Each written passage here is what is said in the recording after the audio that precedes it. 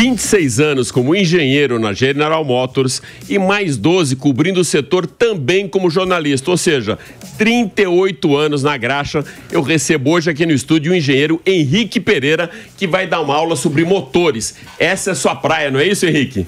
É isso, antes de mais nada, obrigado pelo convite. Vamos tentar esclarecer o que for possível dentro dessa matéria. Henrique, a gente está falando muito hoje de eletrificação, de matrizes energéticas, mas eu gostaria de voltar um pouquinho no tempo, porque a gente tem uma matriz energética muito forte e eu queria saber como que ela teve início aqui no Brasil, principalmente no motor flex, o etanol, que não começou como etanol, né? Não, na verdade ele começou nos anos 70, final dos anos 70, início dos 80, com o programa etanol para álcool, na primeira pró-álcool. E a gente tinha até os carros que chamávamos de espiriteiras, porque eles cheiravam bastante álcool quando passavam na rua.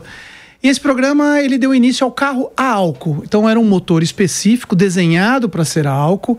Ele era diferente do motor a gasolina em regulagem, em taxa de compressão. E esse programa veio até o final dos anos 80, quando o preço do álcool variava muito com relação ao açúcar no mercado internacional. Faltou álcool no Brasil e as pessoas pararam de acreditar no programa e pararam de comprar carro álcool. Então aí esse programa praticamente ele morreu e só depois de vários anos que nós demos o início aos programas FlexFuel. Você começou na indústria em 1986 e ficou lá durante 26 anos numa montadora, na General Motors. Então você pegou bem o começo desse pró-álcool e também do carro flex. Como que surgiu então o carro flex? Eu peguei justamente a virada. Eu comecei em 86, já tinham 6, 7 anos de pró-álcool. Eu ainda trabalhei em alguns modelos a álcool, puro álcool. E aí a discussão, isso já nos anos 90, 92, a gente começou a falar, puxa, nessa época o álcool estava muito barato. Ele era 40% do preço da gasolina. Você ia no posto de gasolina e falava, puxa, não dá para abastecer. Já tinham poucos carros a álcool rodando efetivamente nas ruas. E nós imaginávamos, se eu tivesse um carro que eu pudesse abastecer com álcool, gasolina, dependendo do preço do combustível, porque o combustível ele variava muito com a sazonalidade da cana-de-açúcar em função da plantação, logicamente. Épocas do ano ele era mais barato, épocas mais caras você não tinha tanto estoque, então o preço também variava. E a gente fala, puxa, mas se eu tiver no momento que o álcool está num preço muito bom e eu puder usar, ou gasolina, por que não pensar em algo que funcione com os dois combustíveis?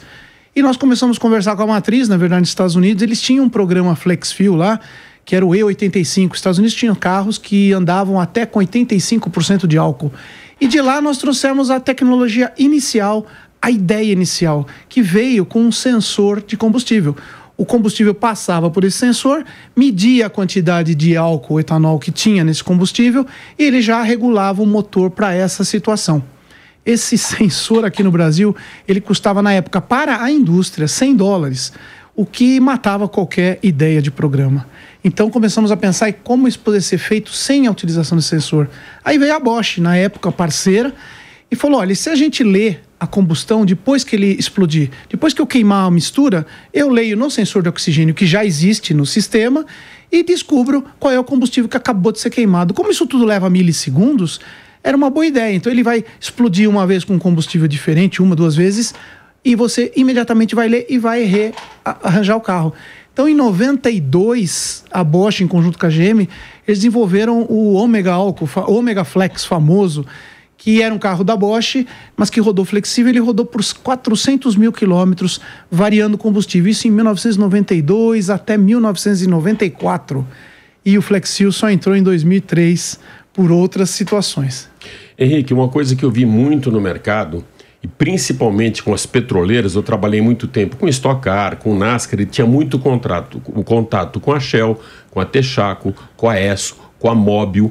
E para eles um gargalo muito forte era a confiabilidade do combustível, principalmente porque alguns postos nada fidedignos acrescentavam água para melhorar a rentabilidade deles e não a do carro. Como que vocês, como montadora na época, conseguiam se proteger disso? Porque a primeira coisa que ia falar, o motor não tá bom, o motor tá ruim. Existia esse estudo dentro, por exemplo, de uma GM, junto com os fabricantes de combustível, para vocês terem um controle melhor e ter um resultado melhor também para esse motorista? Olha, a adulteração de combustível, acho que é mais velho que nós dois juntos aqui. Sempre ainda existiu existe, e ainda existe. Desde a época só gasolina até hoje, a gasolina com misturas de componentes que você não tem ideia. Eu diria até que existem químicos muito bons trabalhando nessa área, porque eles conseguem arrumar químicas que se misturam ao combustível e acabam sendo até difíceis de serem detectadas pelo usuário. Lógico que numa análise química você detecta. Então começa com a adulteração da gasolina. E teve um momento aí que a adulteração era muito alta. Colocar água, é isso que os caras faziam? Na gasolina eles usavam solvente. Solvente. Isso. E também álcool. Você passava álcool para aumentava o teor de álcool dentro do próprio tanque. E no álcool, sim, a adição de gasolina. Então, isso tudo era muito ruim. A indústria, sim, conhecia, se protegia até um determinado nível, mas nós sempre falamos, nós não estamos aqui construindo carro para esse tipo de combustível. A gente constrói para álcool, para gasolina, dentro das especificações, e nos protegíamos de alguns desvios. Depois veio um trabalho muito forte do próprio governo para ver os postos de gasolina e hoje melhorou muito. Hoje a adulteração é menor, ainda ocorre? Sim, ainda ocorre, mas em escala bem menor. E a gente sabe que está existindo uma fiscalização cada dia maior nessa área. Eu vou voltar um pouquinho mais um tempo, eu não vou tratar aqui do assunto giclê, de aumentar ou diminuir, vocês vão ver, vão identificar a nossa idade. Mas vou querer uma identificação sua sobre um termo que era muito utilizado antigamente e hoje não se fala mais, o carro bater pino. O que era isso, Henrique, bater pino? Na verdade não tem nada a ver com mecânica. O pino é o que a gente chama de detonação. Então, depende muito do avanço da faísca dentro da câmara de combustão. Às vezes ela avança e a mais do que deveria ou a menos e ela faz aquele ruído. Antigamente, quando você tinha... Mais isso, né? Existe. Ainda existe. Só que antigamente você tinha um distribuidor e o carro batia pino porque ele estava desregulado, alguma coisa assim, e nada segurava essa batida. É um ruído característico de uma batida de dois metais que se chama batida de pino, conhecido tecnicamente como detonação. Os carros hoje são todos eletrônicos. Existem dispositivos que cuidam de todo o gerenciamento do motor. Então, a primeira sentida de bater pino, ele atrasa o avanço de ignição e não existe mais a batida. Ou seja, o carro ele se regula de acordo com o combustível. E, logicamente, num carro flexível, como você varia de gasolina a etanol 100%, você tem que variar o avanço da ignição. Se você não variar, com certeza ele ia bater pino em algum momento. É muito comum você ver em algumas lombadas, saídas de lombada, geralmente, carros com motores menores, você acaba ouvindo aquele tac, tac, tac, e ele some. Some porque o sistema reconhece a batida, atrasa o avanço de ignição e ele para de bater. Então não é relativo aos carburadores, mas relativo ao funcionamento da queima dentro do cilindro. E dentro desse funcionamento tem mais uma dúvida que muita gente pergunta para mim. Um dia, numa viagem, num desses test drive que a gente faz, eu estava com o nosso mestre Fernando Calmon, né, que comentou uma coisa que eu desconhecia, que a banguela, ela é uma coisa totalmente do passado, até porque hoje, com a injeção eletrônica, você descer, por exemplo, uma serra para Santos, né? E na banguela, ou seja, no neutro, você vai gastar até mais combustível do que se você estiver simplesmente só tirando o pé do acelerador por conta da injeção eletrônica. É isso mesmo, Henrique? É fato, Calmon, grande mestre, a gente gosto não pode muito dele. Né? Não, mas eu discordo, mas a gente discorda tecnicamente, discute. Mas ele tem toda a razão nesse assunto pelo seguinte, antigamente você tinha o carburador. Então, quando você punha na banguela, o motor caía para marcha lenta e ele era mais econômico do que o motor virando, porque ele, tendo vácuo embaixo do carburador, ele sempre ia consumir combustível. No caso da injeção eletrônica, quando eu ponho na banguela, o motor cai para marcha lenta. Então ele vai ter que manter essa marcha lenta e para isso ele gasta combustível. Ao contrário, se você desce engrenado, ele vai descer e ele vai cortar totalmente o combustível. Não vai ser mais uma banguela, ele vai ficar motor apagado, simplesmente virando pela roda, e com transmissão. Muito mais segurança, né, Henrique? Com segurança, porque a banguela ela é algo até perigoso, porque o carro fica totalmente solto. E hoje mas você tem o freio motor, né? Isso, ele engastado, ele desliga a injeção, ele corta o combustível e vai tranquilamente descer enquanto tiver energia para isso. Então, realmente é verdade. O carro com injeção eletrônica, na banguela, ele é menos econômico do que eram os carros antigamente. Voltando para o Flex agora. O Flex era um patinho feio? Então, esse era um termo muito usado, porque ele não nadava direito, não andava direito, não voava direito.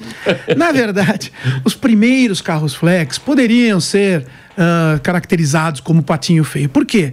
Na correria da desenvolvimento, algumas empresas vieram desenvolvendo esse carro por muitos anos e chegaram num nível muito bom logo no lançamento. Outras vieram desenvolvendo e entraram no mercado com uma taxa de compressão que é a pressão interna no cilindro, que ela é diferente para álcool e gasolina. E eles entravam com a compressão da gasolina usando álcool. E isso perdia muito em eficiência. Depois, com o andar da carruagem, nós fizemos o quê? Subimos a compressão do motor, ele ficou com uma compressão muito mais próxima da do álcool, alta para gasolina, mas com a eletrônica a gente consegue gerenciar justamente o avanço de ignição, a faísca, e com isso fazer com que ele funcione da melhor forma possível. Sem sombra de dúvida, um carro 100% a álcool é muito melhor do que um flex fuel movido a álcool. Mas ele não é tão ruim quanto foi no começo, que era conhecido como patinho feio, porque em determinadas condições ele não se adequava muito ao combustível. Hoje, com a tecnologia, hoje principalmente com as turbinas, você varia a pressão da turbina dependendo do combustível. Algumas montadoras mudam outros aspectos e você consegue justamente fazer com que ele renda com qualquer combustível em todas as condições de uso do carro.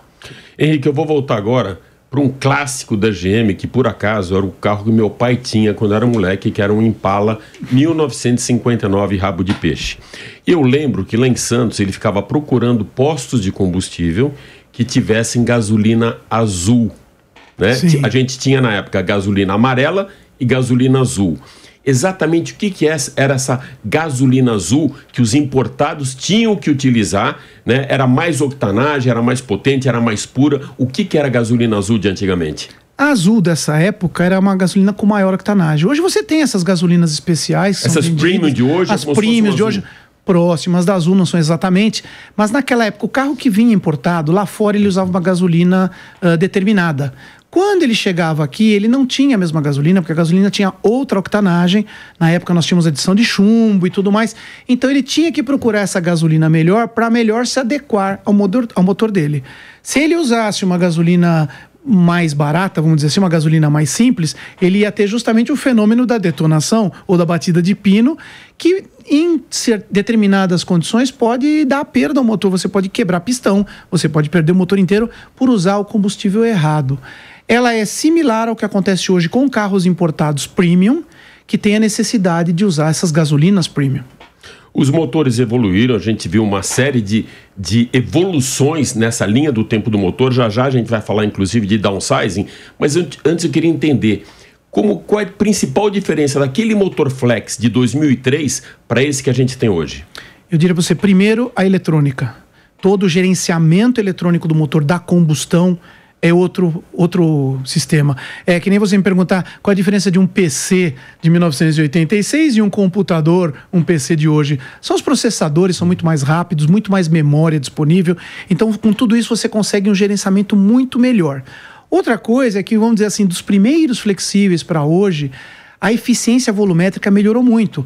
Válvulas, coletores de admissão, de escape, injetores, todo o sistema do motor, anéis, bielas, o motor ficou muito mais eficiente. Então, com isso, ele melhorou muito em termos de consumo e aparência. Fazendo uma comparação meia esdrúxula, é comparar um carro dos anos 60 com um carro dos anos 80, com os carros dos anos de hoje. Tudo evoluiu. Então, hoje, o motor é muito mais evoluído, principalmente na área eletrônica. Dentro dessa evolução, a gente percebeu uma coisa muito forte, não só no Brasil, mas globalmente, uma preocupação com eficiência energética. Então, dentro desse tema, eu vi também na indústria automotiva uma preocupação muito grande com materiais mais leves, ultra resistentes e também, dentro da tua área, com downsizing de motores de 3 cilindros. Você provavelmente participou de muito desse desenvolvimento. Faz um raio-x para a gente, principalmente nisso. O downsizing de motores, a gente perde alguma coisa? Você perde aquela vontade do carro de mostrar potência? Ou você acha que está totalmente alinhado mesmo com eficiência energética? Então a eficiência mandou na indústria nos últimos anos, não só do motor, só do conjunto motor-transmissão, mas o carro como um todo. Existem hoje muitas regras de crash test, regras de consumo, principalmente de emissões, e tudo isso faz com que você tenha que evoluir nas emissões, evoluir no consumo, que é, traduzindo, eficiência energética. Então, procura-se hoje um carro leve, para não ter aqueles carros extremamente pesados, porque quanto mais leve, mais econômico ele é, e com motores mais eficientes. O 3 cilindros, o 4 cilindros, eu particularmente prefiro motores com cilindros pares. Você já comentou isso, inclusive, Sim. durante um test drive nosso, falando, olha, podem fazer o que quiser. O 3 cilindros não vai ter o mesmo equilíbrio e a mesma ausência de vibração que com números pares, né? Isso, 4, 6, 8. O 3 cilindros, ele é um motor ele vibra muito. Logicamente que a tecnologia também evoluiu e você tem antivibrações no motor, ou ora com polias deslocadas, ora com balance shafts, eixos de balanço embaixo do motor, que são caros. Mas pensa numa coisa, o motor 4 cilindros, ele tem 4 pistões, 4 bielas, um monte de anéis, válvulas. Aí eu vou cortar um cilindro fora, transformar num 3 cilindros. Olha o tanto de material que economizo. Vamos começar por aí, essa é a ideia. Custo, logicamente. Só que quando eu faço um motor 3 cilindros, começa que ele vibra mais do que o outro. Então eu vou ter que fazer alguns artifícios para ele parar de vibrar. Ou no motor, ou na instalação desse motor na carroceria. Eu posso escolher o local onde eu vou aplicar a minha tecnologia para evitar a vibração. Agora, o motor 3 cilindros, ele pode ser de várias cilindradas, desde 1 litro até 1.4, 1.6 e por aí diante. Quanto maior, mais vibração você vai receber. Então eu vou colocar uma turbina, primeiro, para resgatar aquele cilindro que eu terei fora em termos de volume, porque se eu pegar um motor 1.4, corto um cilindro, ele vai ficar um pouco a menos? Não, eu vou ter que redimensionar ele. Se eu quiser 1.4, eu vou ter que colocar uma turbina para ganhar essa eficiência que eu estou perdendo. Então você pega um motor 3 cilindros, geralmente utiliza-se motor 1 litro, 1.2. Por quê? Porque quando eu não estou ativando a turbina, não preciso dela, não estou usando, porque eu não preciso daquela potência, ele vai se comportar como um motor 1 litro 1.2, ou seja, econômico.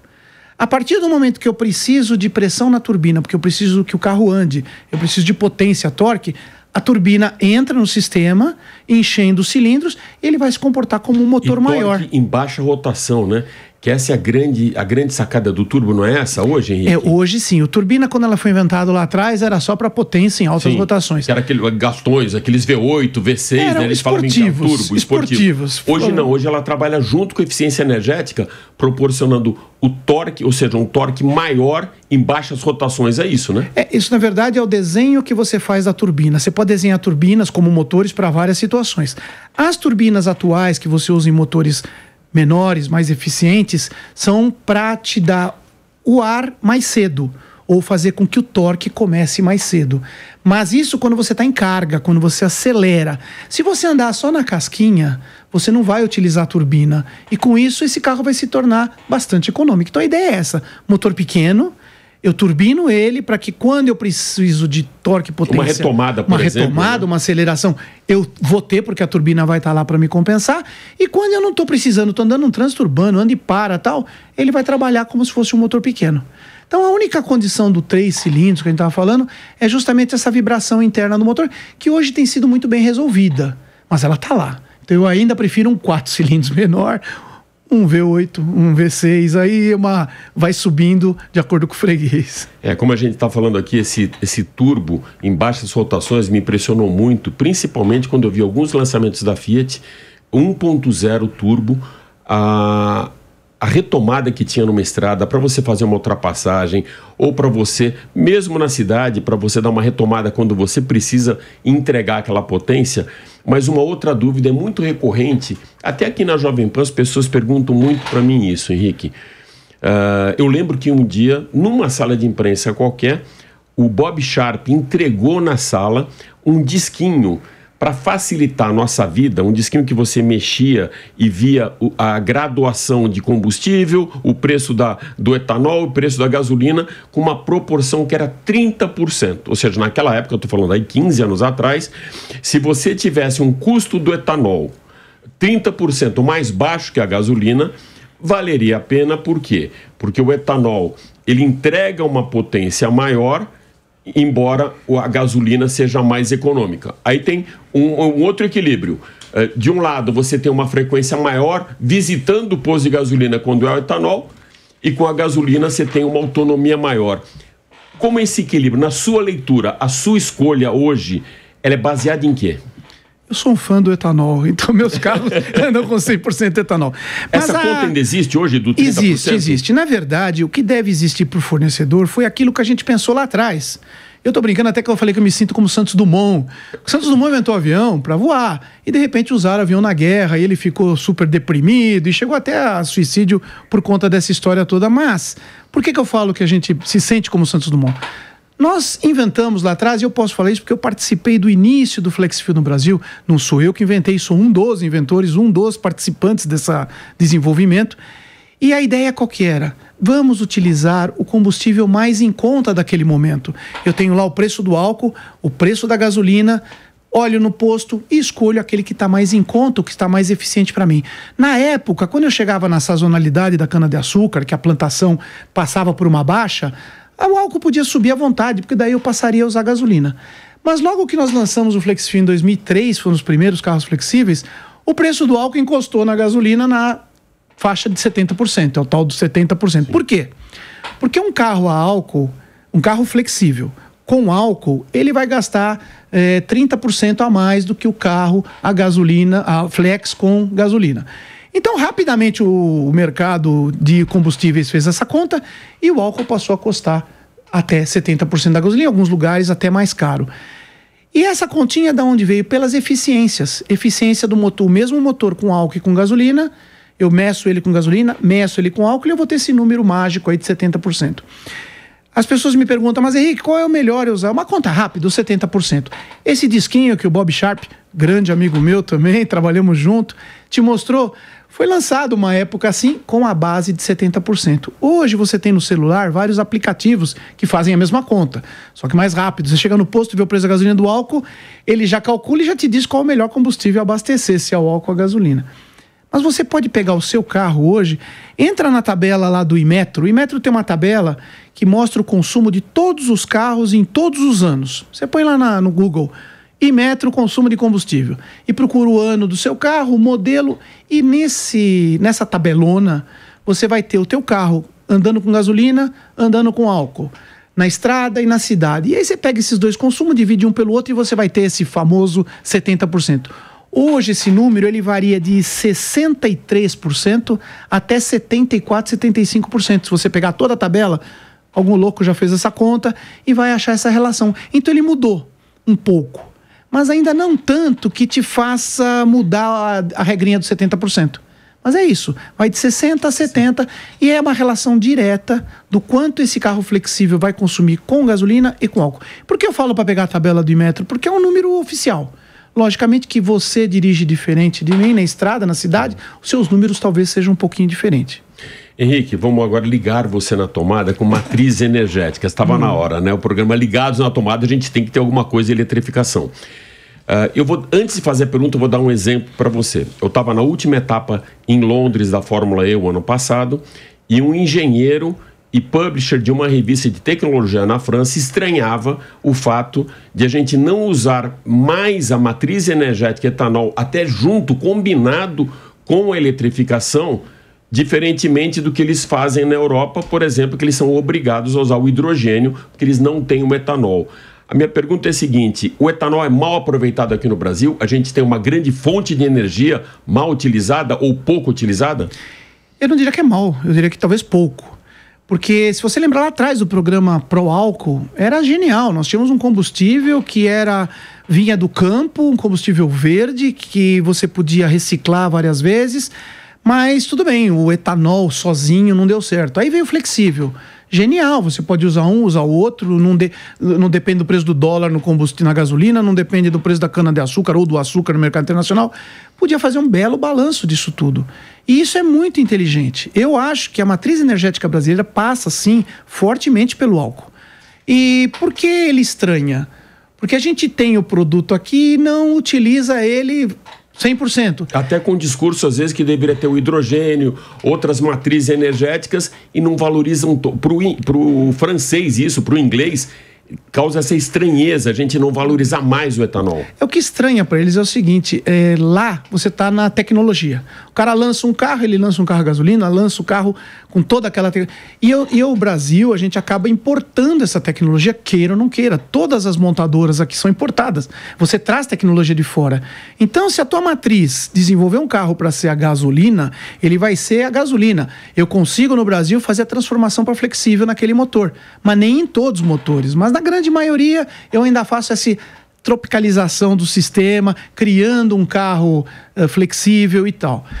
No caso do hidrogênio que você citou, olha, eu estive em 2000 e bolinha nos Estados Unidos num centro de desenvolvimento de veículos a hidrogênio. Hidrogênio direto ou hidrogênio virando energia e virando carro elétrico. E lá você tinha quase todas as montadoras presentes, a General Motors, Toyota, todas. E eles desenvolviam em conjunto a tal das células de carga que transformavam a energia em eletricidade. Muito bem, isso está funcionando. Eu acho que o futuro do mundo em termos de combustível vai ser hidrogênio, porque hidrogênio está presente em qualquer local, mas ainda falta descobrir como produzir hidrogênio em larga escala. Esse é o primeiro gargalo. E o segundo, como armazenar esse hidrogênio e como distribuir esse hidrogênio. Veja bem, eu tenho que fabricar, armazenar e distribuir. Eu tive o prazer de conhecer um posto a hidrogênio nesse local, na Califórnia, e os tanques ficavam a baixíssima temperatura, estou falando em menos qualquer coisa e bem baixa. Aqueles tanques todos refrigerados. A dificuldade que o caminhão tinha para vir desde a fabricação até esse tanque. E imagina aí transferir isso para os veículos. Custo operacional muito alto. Muito alto ainda e alguns anos atrás. Isso tem melhorado, nós já temos alguns veículos a hidrogênio aqui até rodando no Brasil, principalmente veículos grandes, ônibus, caminhões.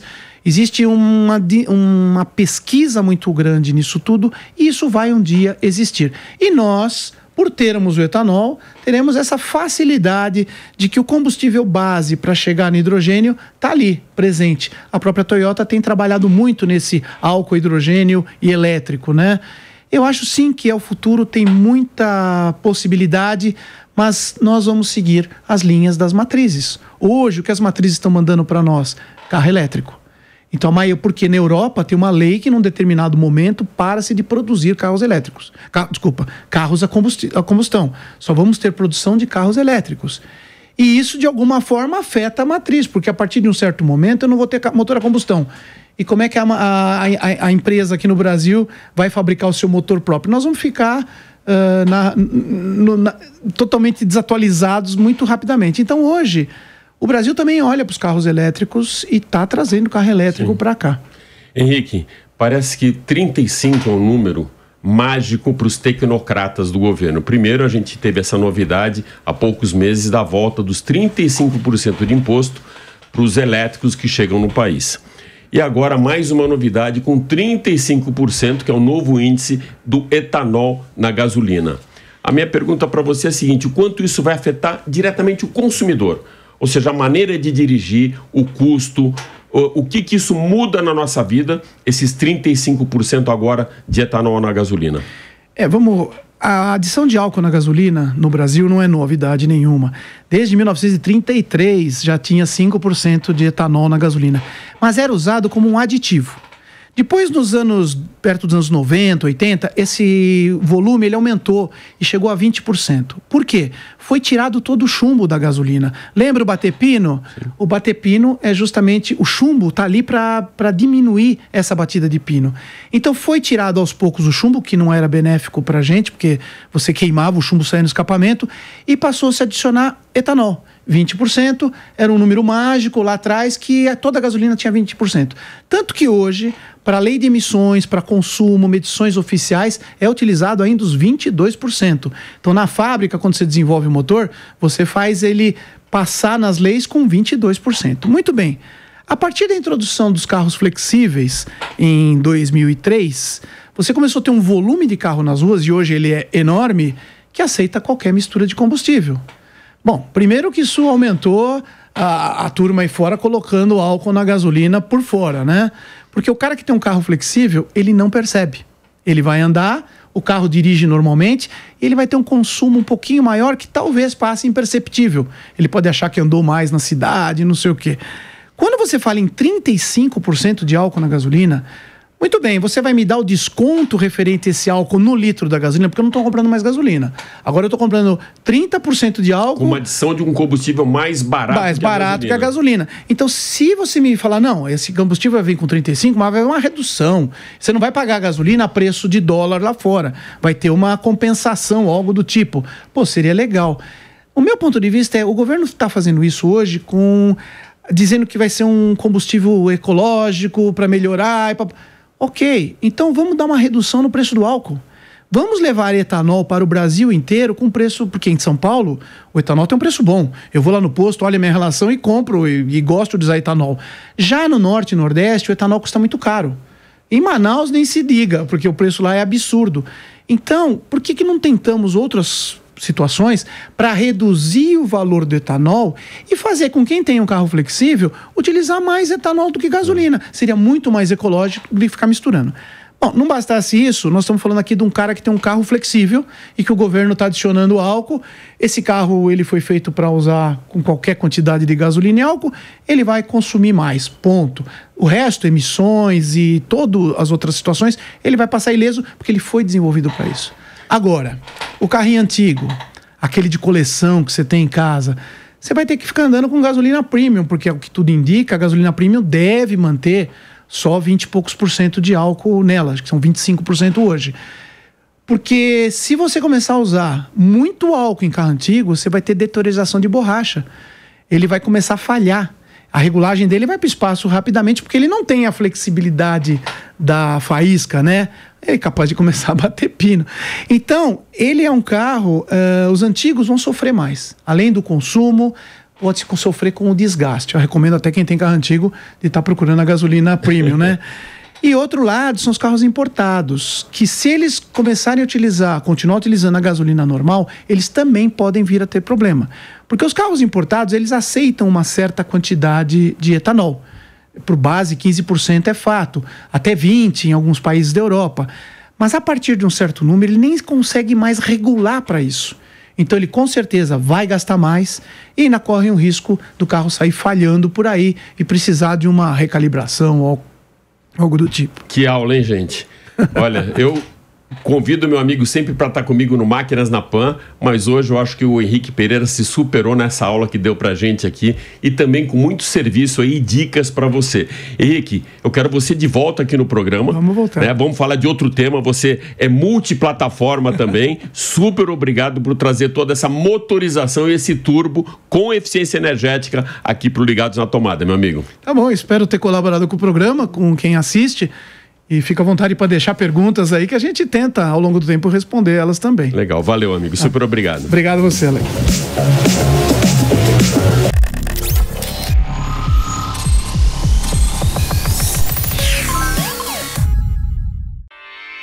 Realização Jovem Pan News.